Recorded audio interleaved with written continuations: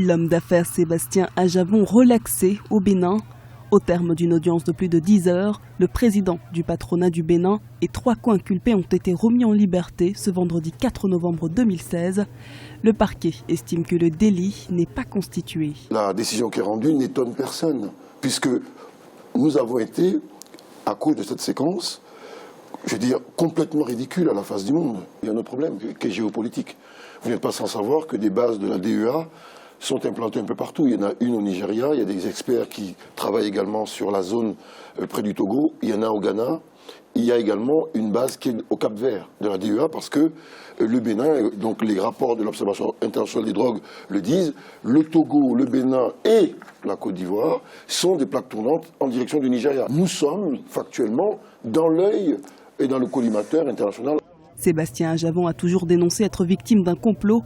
Dès sa sortie du palais de justice, l'homme d'affaires a prôné un message de paix et de pardon. Un discours salué par bon nombre d'observateurs. Monsieur Ajavon a des troupes derrière lui. Cependant, il a su maintenir ses troupes. Par le comportement de monsieur Ajavon, il y a eu un calme. Il a fait confiance à la justice de son pays, c'est très bien. Les partisans et sympathisants de l'homme d'affaires arrivé 3e à l'élection présidentielle de mars 2016 sont tout au long de la procédure restés mobilisés. Pour certains, les répercussions et tractations politiques après cette affaire de stupéfiants ne sont pas à l'ordre du jour. Je n'ai pas encore entendu parler de démission de ces partisans du gouvernement.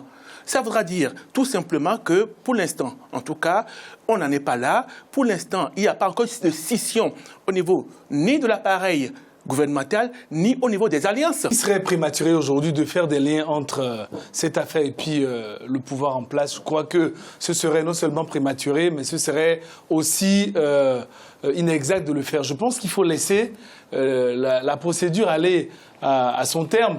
Je pense qu'il y a des questions qui se posent aujourd'hui. On est très content de voir que la justice a fait un travail extraordinaire, mais il y a des questions qui se posent. Cette drogue a été introduite par qui dans ce conteneur? Il aurait fallu le relaxer purement et simplement, d'une part. Et d'autre part, nous estimons et nous pensons que la justice va continuer à faire son travail parce que cette drogue provient quand même de quelque part. Sébastien Ajavon avait été arrêté le 28 octobre 2016 avec 3 de ses employés suite à la découverte sur le port de Cotonou de près de 14 millions d'euros de drogue dans un conteneur chargé de cartons de gésier de dinde et destiné à sa société Common SA, spécialisée dans l'importation et la commercialisation de produits congelés.